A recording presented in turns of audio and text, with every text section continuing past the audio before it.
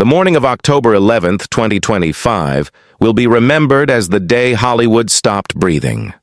News broke that Diane Keaton, the woman who redefined honesty, humor, and heartbreak on screen, had passed away at her Brentwood home at the age of 79.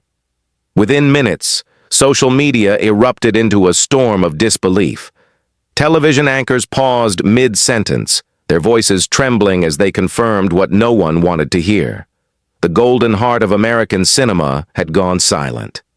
Outside her ivy-covered house, candles flickered against the early California light.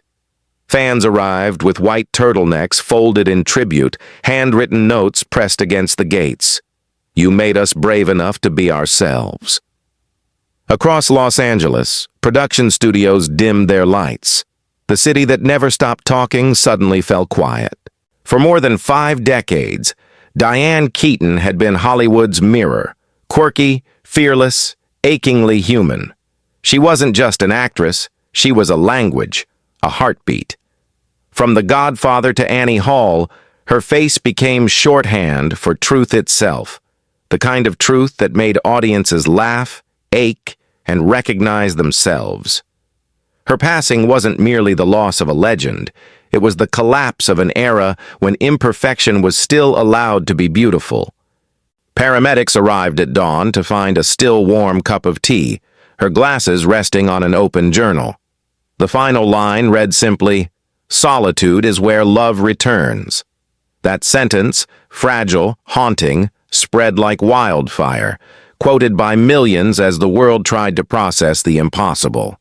News outlets from CNN to BBC called it the end of an age of authenticity. Colleagues flooded the airwaves in tears. Meryl Streep whispered, "She made vulnerability heroic." Al Pacino's statement arrived hours later. "She was my heart's quiet mirror." And as tributes poured in, one truth settled over Hollywood. Diane Keaton had not just died.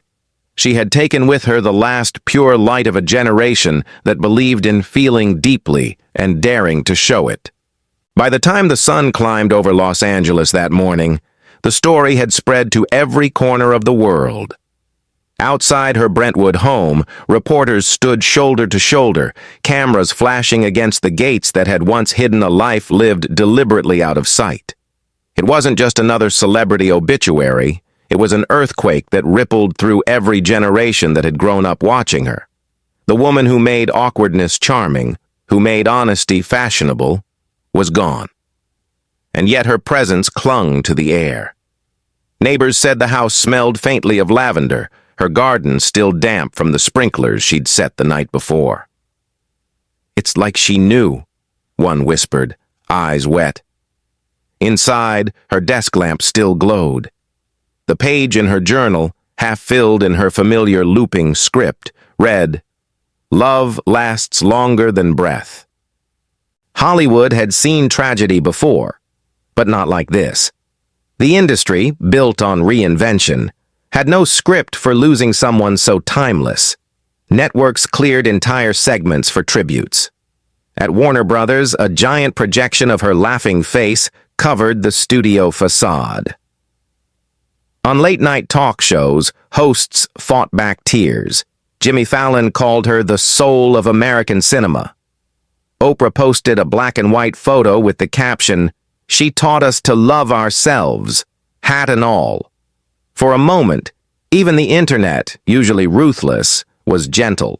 People shared clips from Annie Hall, scenes from Something's Gotta Give, grainy behind-the-scenes photos from The Godfather.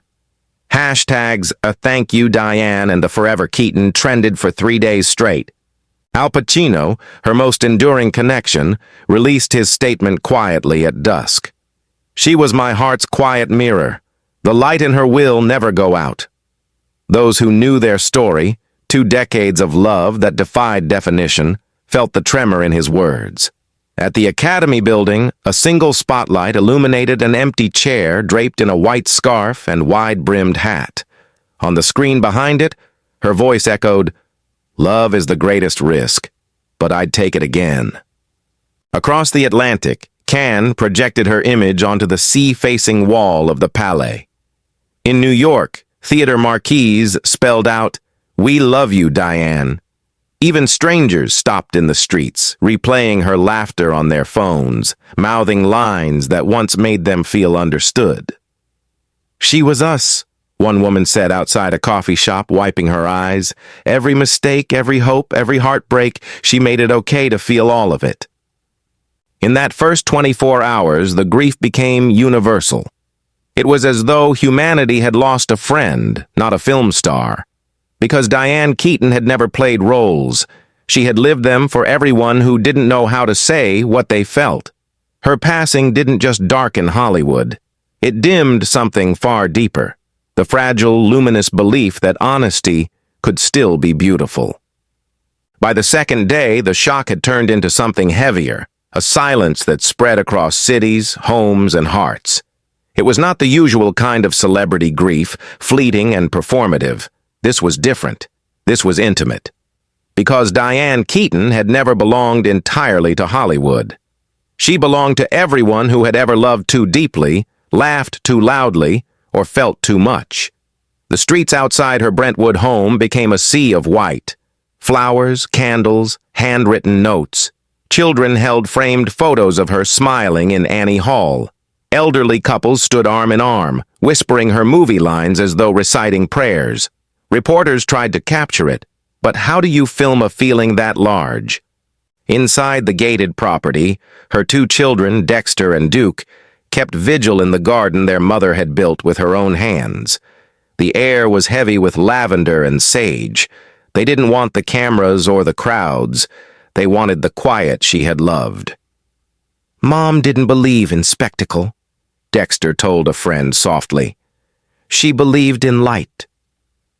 That evening, as the sun dipped behind the hills, they lit hundreds of candles under the olive trees and played her favorite song, Sinatra's "Fly Me to the Moon."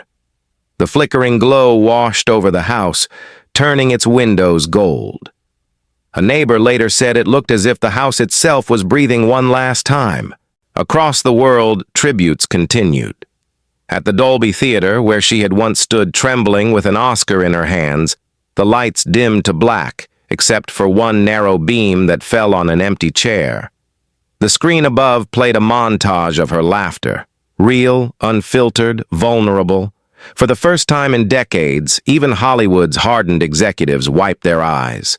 She made truth fashionable again, a critic wrote. She made imperfection sacred. On talk shows, her friends shared memories that peeled back the public image. Steve Martin said she was the funniest, wisest, most original person I ever met. Meryl Streep confessed she still called Diane for advice before every new role. Woody Allen, usually detached, admitted, "There was no Diane Keaton before her, and there will be none after." Even Leonardo DiCaprio, who had worked with her as a teenager, recalled how she used to sneak him peanut butter sandwiches between takes. "She was endlessly kind," he said. "She made you feel like you mattered." But perhaps the most haunting tribute came from Al Pacino. He appeared unexpectedly at a small gathering organized by the Academy 3 nights after her death. His voice was hoarse, his face drawn. "She was the bravest person I've ever known," he said. "She never pretended. She gave you her truth and dared you to handle it, and that's why we all loved her."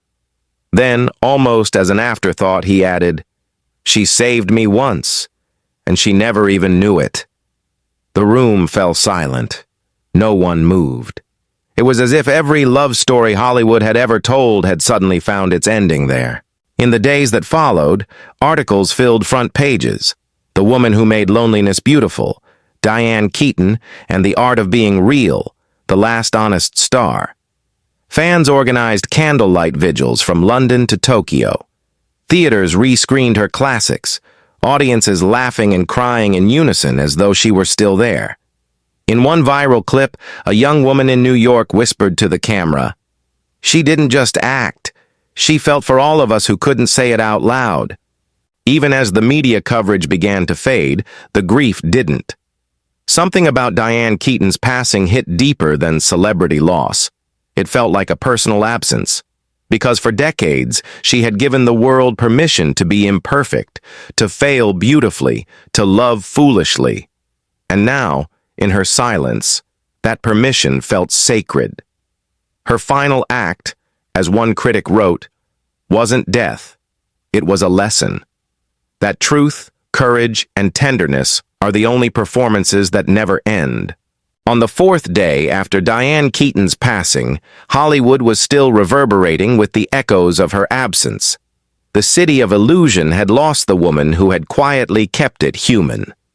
At sunset, the Academy hosted a private memorial inside the Samuel Goldwyn Theater. There were no flashing lights, no red carpet, no orchestras, just a single beam of white light falling onto an empty chair draped with her signature hat and scarf. Her voice played softly from hidden speakers, lifted from an old interview. "I don't think acting is pretending. I think it's confessing." The room went utterly still.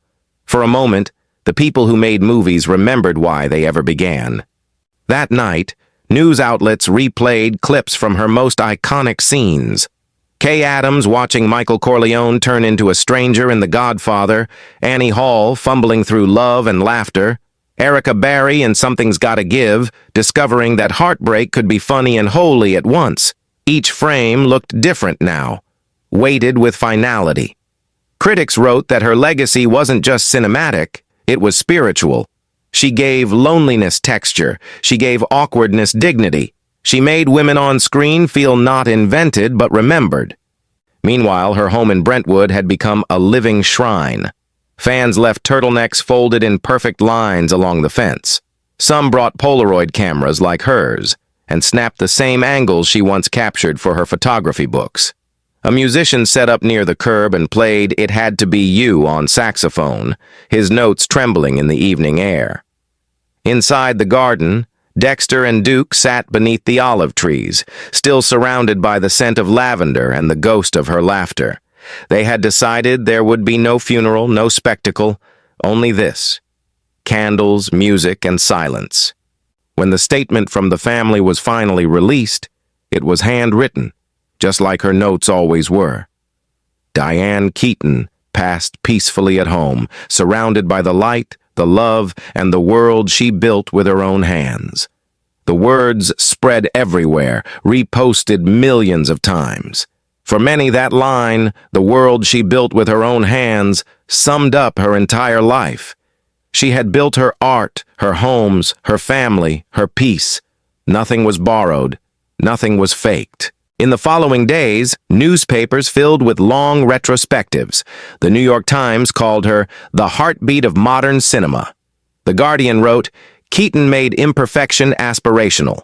Vanity Fair dedicated a special edition titled "The Architecture of a Soul," chronicling her obsession with design, light, and the pursuit of spaces that healed.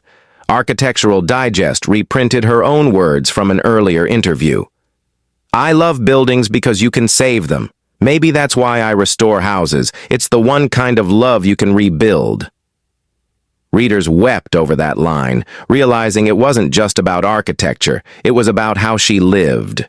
With hands that could turn damage into beauty. Even the stock market of dreams, Hollywood itself seemed to slow down. Casting announcements were postponed. Talk shows aired reruns. The industry that thrived on constant movement found itself suspended in reflection. Directors began posting personal essays about the first time they saw Annie Hall. Costume designers praised her turtlenecks and wide-legged trousers for making comfort iconic. Young actresses like Emma Stone and Anne Hathaway uploaded videos saying, "Thank you, Diane. You made being different a superpower." Outside Los Angeles, small independent theaters projected her films onto the sides of buildings.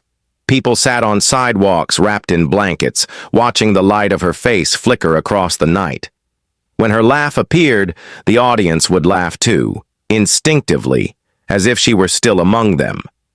In one theater in San Francisco, the power flickered mid-scene, and someone in the dark whispered, "She's still here." A hush fell, and no one moved until the lights returned. By the week's end, even those who had never met her felt they had lost someone personal. It was not just the mourning of a performer, but of a presence, the rare kind that makes you believe in decency, in tenderness, in humor that comes from truth. In a world obsessed with noise, Diane Keaton had built her entire legend from silence, and now that silence, vast and golden, was the only sound Hollywood could hear. By the end of that first grief-stricken week, the world began to look back, not just at Diane Keaton's death, but at the long, improbable climb that had led to her immortality. Journalists called it the making of a legend, though in truth it began with fear, hunger, and a single bus ticket to New York. Long before the Oscars and the applause, there had been a 20-year-old girl stepping off a Greyhound in the middle of winter, clutching two worn scripts and the desperate belief that somewhere in the noise of Manhattan, she might finally be heard. The year was 1966. The city was ruthless, gray, and cold enough to bruise. Diane rented a room on the Upper West Side with wallpaper peeling like regret, a radiator that coughed instead of heating, and windows that leaked snow into her shoes. She auditioned for anything she could find, off Broadway, student films, basement plays, only to be told she was too tall, too odd, too unpredictable. By day, she poured coffee as a waitress. By night, she sang in smoky cafes, voice trembling above the clatter of dishes. Dinner was tea and half a slice of bread. Sometimes she shared it with another struggling actress and laughed through hunger because laughter was cheaper than despair. "Fear became my engine," she would later say. "It was the only thing that kept me warm." Then came 1968, and the audition that changed everything. Hair was looking for someone raw, unvarnished, real. Diane walked in barefoot, shaking, and sang as if the world had nothing left to lose. When the director whispered, "Don't change a thing," she knew she'd been seen for the first time. Under the stage lights, her fear cracked open into something luminous. The silence of her childhood, the quiet that had once suffocated her, finally found its sound. From there, the climb was relentless. The Godfather made her a face the world could not forget. Annie Hall turned her into a revolution. She became the symbol of a new kind of woman, funny, flawed, tender, and terrifyingly real. But success came with its own shadows. The very honesty that made her beloved also left her exposed. "I built myself out of fear," she confessed later. And the trouble with fear is that it never really leaves. As the headlines replayed her triumphs that week in 2025, few understood how much pain had been threaded through them. Behind every laugh, there had been sleepless nights. Behind every camera flash, a quiet question. Am I enough? Yet those doubts were the fire that shaped her art. She transformed anxiety into comedy, loneliness into poetry, heartbreak into strength.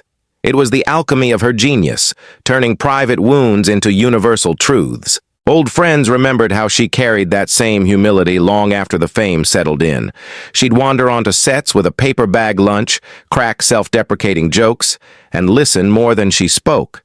To young actors, she'd say, "Be scared, but do it anyway." They thought she was talking about acting. She was really talking about life. And now, in the aftershock of her passing, those early New York years glowed brighter than ever. They were proof that greatness doesn't come from certainty, but from persistence, the courage to keep walking through snow with empty pockets, and a stubborn heart that refuses to freeze. Every candle lit for Diane Keaton outside her Brentwood home seemed to echo that same truth. The legend had begun not in fame, but in fear. And she had turned that fear into light strong enough to outlive her. By the mid-1970s, the girl who once slept in her coat on the Upper West Side had become the woman who made the whole world listen. The Godfather had already turned her face into a kind of cinematic scripture, and Annie Hall would soon etch her name into eternity. When the film premiered in 1977, audiences didn't just watch a love story, they watched a revelation. Her laugh, her oversized blazer, the nervous pauses between words, They weren't performance. They were Diane herself, unfiltered and unforgettable.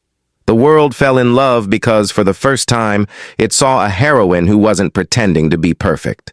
Success arrived like thunder. The Oscars followed, the magazine covers, the adoration. But fame, for Diane, was never simple. At the peak of it all, she would stand alone in her kitchen after the ceremonies, the golden statue gleaming under fluorescent light, and whisper to herself, "Is this what it feels like to be seen?" That question never stopped echoing. For every headline that praised her brilliance, there was a night of silence so deep it frightened her.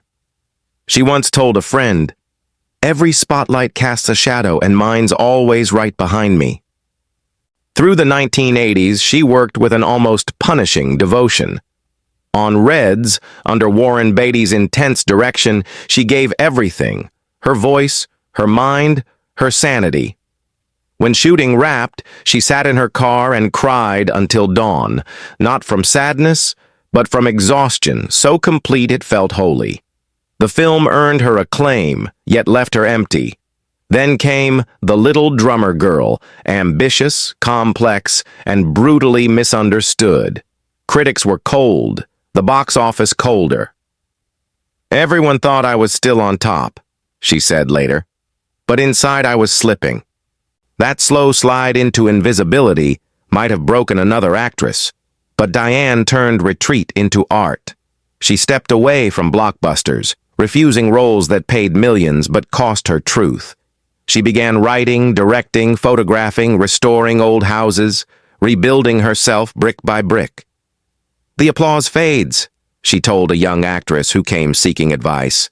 "But the work, that's what saves you." In that period of quiet, she discovered that peace wasn't the absence of noise. It was the presence of purpose. Friends from those years remember how she carried serenity like armor. She wore her insecurities openly, yet somehow made them look graceful.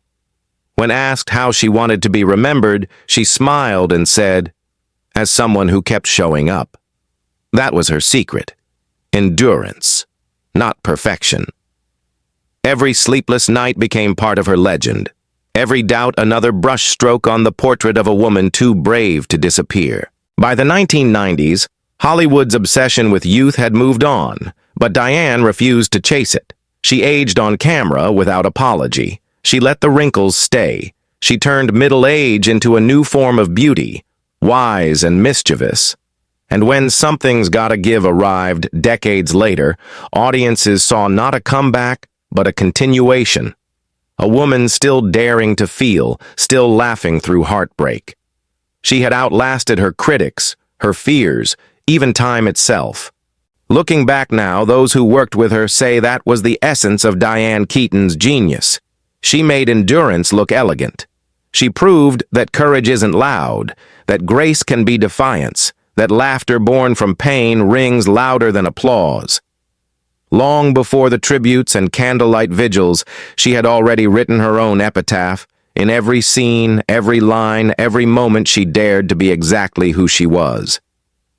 By the time the world had caught its breath from the loss, journalists began to ask the question that always comes after legend. What did Diane Keaton leave behind?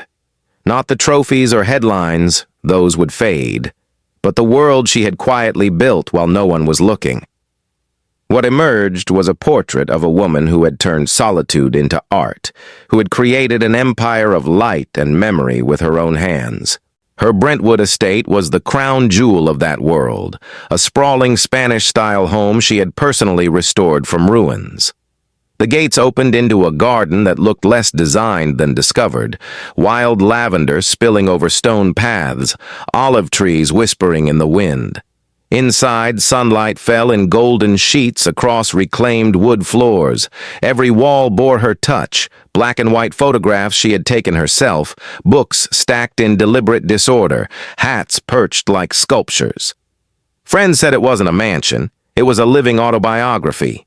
She called it The Quiet House. The property was worth nearly $30 million, but its true value was spiritual. It was where she wrote, where she raised her children, where she learned that peace could be hand-built. She once said, "I restore houses because you can save them. You can't always save people, but you can save a place." That line became the unofficial inscription of her life. Her estate plans revealed the same meticulous care. She had arranged everything years before, assets totaling over $100 million divided between Dexter and Duke, and the causes closest to her heart: the Los Angeles Conservancy, the National Trust for Historic Preservation, mental health programs she had supported quietly for decades. She left handwritten notes attached to each folder. One read, "Preserve what time tried to erase." Another, addressed to her children, simply said, "Don't sell the garden, let it grow wild. That's where I'll still be." But the material legacy was only one part of the story. Her truest inheritance was emotional. To generations of women, she gave permission to age without apology, to be strange without shame, to love even when love hurt. She turned independence into elegance. She showed that loneliness could coexist with laughter, that being yourself could be its own rebellion. Emma Stone called her the blueprint for honesty. Anne Hathaway described her as a compass for courage. Her philanthropy mirrored that spirit. Millions had quietly flowed to children's hospitals, Alzheimer's research, women's cancer funds. She gave without announcement, always signing checks with a note that read, "Keep going, keep building." It wasn't charity, it was continuity. The same hands that had saved collapsing houses were still reaching out to steady others. In the weeks after her passing, museums and universities began planning exhibits, not just to display her films, but to explore her philosophy. The Los Angeles County Museum of Art announced a dedicated gallery featuring her photography and architectural designs titled "Stillness and Light." Curators described it as a meditation on endurance. Those who knew her best said she never feared death. She only feared being misunderstood. But now, even in absence, her meaning had never been clearer. Every restored building, every photograph, every trembling laugh on film was part of a single message: that beauty survives ruin, that truth outlives applause, and that love, however unreturned, always leaves something behind. On the evening of her memorial, as the California sky turned amber, the lights in her Brentwood home were left burning. From the street, through the open windows, her photographs glimmered like constellations. The jasmine outside brushed gently against the glass, as if the earth itself refused to let her go. For the people gathered there, it felt less like a goodbye and more like a quiet realization. Diane Keaton had built a life so complete, so tender, that even in death she remained exactly what she had always been, the light no one could extinguish. In the months following her death, Diane Keaton's story began to take on a second life, one that no obituary or tribute could fully contain. Her name became shorthand for authenticity, her image a symbol of quiet rebellion. In classrooms, young film students studied her scenes not just as performances, but as lessons in emotional truth. Professors paused frames to show how she turned hesitation into power, how every nervous laugh, every sideways glance carried the weight of something deeply human. She didn't act, one teacher told his class. She remembered. At the same time, the culture she had shaped began to echo her voice in unexpected ways. Designers released fashion lines inspired by her timeless silhouette: black turtlenecks, wide-legged trousers, oversized hats. Magazines declared it the Keaton Renaissance. Social media flooded with photos under the tag Keaton Style, not out of nostalgia, but as a kind of gentle protest against artifice. Even decades after Annie Hall, she was still teaching the world that style could be substance, that simplicity could roar louder than glamour. The influence extended far beyond fashion. Mental health advocates began quoting her interviews about fear and self-doubt, calling her a pioneer of emotional transparency long before it became a movement. She gave anxiety a face, wrote Psychology Today, and showed it could still smile. Her words resurfaced everywhere. The applause fades. The work saves you. They were printed on posters in acting schools, carved into plaques outside theaters, painted on murals in Los Angeles alleys where her films had once premiered. For her children, Dexter and Duke, the grief slowly transformed into stewardship. They became guardians of their mother's world, her journals, her photographs, her half-finished essays about light and solitude. They announced plans to open the Diane Keaton Foundation, a nonprofit devoted to architectural preservation, arts education, and creative therapy for women rebuilding their lives after loss. Mom believed in restoration, Dexter said during the press release. Of buildings, of hearts, of everything time tries to break. Hollywood, too, refused to let her vanish. At the following Academy Awards, the ceremony opened with total darkness. Then a single spotlight rose on the stage, illuminating her empty chair and hat. Her voice echoed through the theater. "Love is the greatest risk, but I'd take it again." The audience rose in silence, tears glinting beneath the light. It wasn't a eulogy. It was communion. Critics began to reassess her legacy, not as nostalgia, but as philosophy. They wrote that Diane Keaton had changed the emotional vocabulary of film, replacing the glossy archetype of the untouchable star with something profoundly real. She had shown that courage could tremble, that laughter could break, that love could fail and still be worth everything. Even now, her home in Brentwood stands as she left it. The lights still glow at dusk, the garden still breathes. Visitors say the air there feels charged, like the moment before a camera rolls. On the desk near the window sits her final notebook, its last line now famous. "Everything I ever built began as something I lost, and look how much I found." That sentence has become a mantra whispered by artists, dreamers, and survivors alike. A reminder that beauty and pain are never enemies, only partners in creation. Diane Keaton's life was proof that grace can be fierce, that kindness can be radical, and that silence, when lived truthfully, can echo forever. And so the legend remains, not as a ghost, but as a guide. Her laughter still drifts through the California wind, her image still flickers across midnight screens, her truth still hums in the hearts of those she touched. She did not fade away. She became light itself, the kind that slips through every window, the kind that forgives, the kind that never dies. In the years that followed her passing, Diane Keaton's presence refused to fade. It began quietly, as most eternal things do, first in the streets of Los Angeles, where murals of her smiling face appeared overnight. Then, in the small, defiant ways, people began to live more honestly. Her influence had moved beyond cinema. It had become a philosophy of being.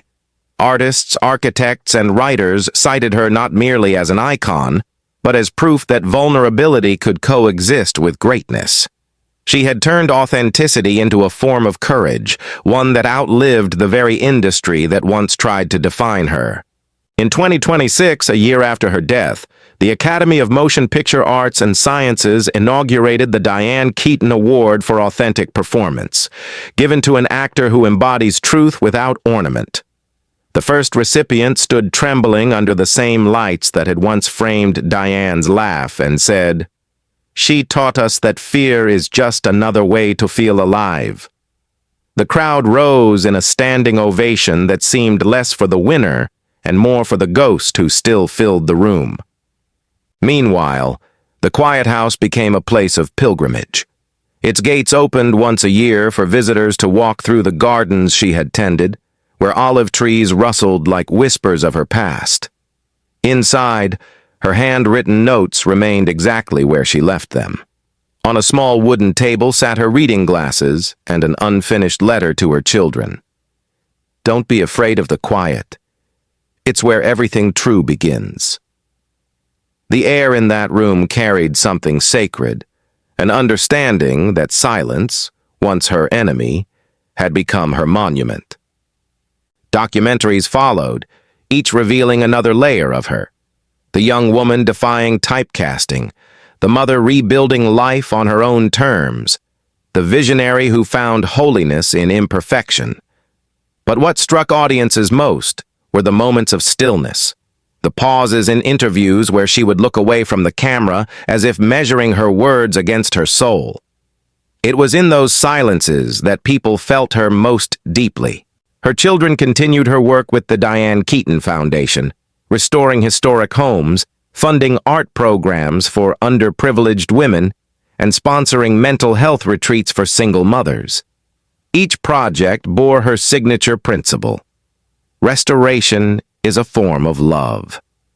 Dexter often said that her mother's legacy wasn't measured in films or fame, but in every person who decided not to give up after watching her.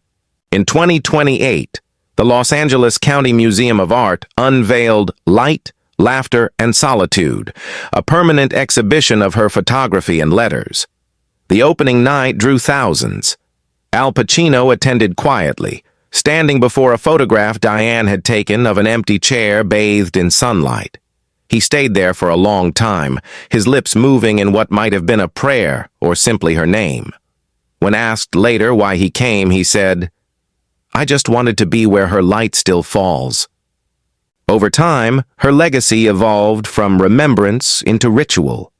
Every October 11th, fans around the world lit candles at dawn, wearing turtlenecks and hats, reciting her words like scripture.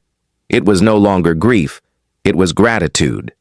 Because Diane Keaton had done what few ever could, she turned a life of contradictions into a symphony of grace. And so she endures, not as a memory, but as a force. Her laughter still echoes through the films that outlived her. Her philosophy still shapes the artists who follow. Her quiet house still blooms beneath the California sun. She once said, "I used to fear being alone. Now I think aloneness is where love returns." Those words now define her eternity. Diane Keaton never truly left. She simply became what she had always been destined to be: the light that teaches the world how to keep shining. When you think about Diane Keaton now, her laughter, her courage, her strange, luminous honesty, you realize she wasn't just an actress or a Hollywood icon. She was a mirror for all of us. Her story reminds us that beauty is not about perfection, that strength is not about hiding pain, and that love, even when it breaks us, always leaves light behind. She taught us that fear can be a beginning, that solitude can be sacred, and that being true to yourself is the most revolutionary act of all. If you close your eyes for a moment, you can almost hear her voice again. That warm, unguarded laugh that made the world feel safer.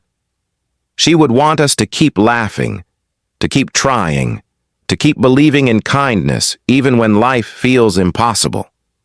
That's why her legacy doesn't belong only to the movies, it belongs to every soul who ever dared to be genuine. So as you watch this tribute, take a breath and let her story touch you. Remember that every person you meet carries their own hidden battle, their own quiet garden, like Diane's. Offer them gentleness. Smile even when you're trembling. Be strange. Be honest. Be kind. That's how she lived, and that's how her light keeps burning. If Diane Keaton's life has moved you tonight, let it stay with you. Let her courage become a seed inside you, a reason to forgive, to love deeper, to speak truthfully. And if her laughter ever made you feel less alone, help that light spread. Press like, not for numbers, but as a small candle of gratitude for everything she gave us. Share this video with someone who needs to remember that it's okay to be imperfect, to cry, to start over. Subscribe to the channel so that her legacy, her honesty, her warmth, her defiance can continue to inspire every heart that still believes in love, laughter, and second chances. Because Diane Keaton didn't just play roles, she lived a truth that belongs to all of us, that even broken hearts can still shine. And as long as we remember her, that light will never fade.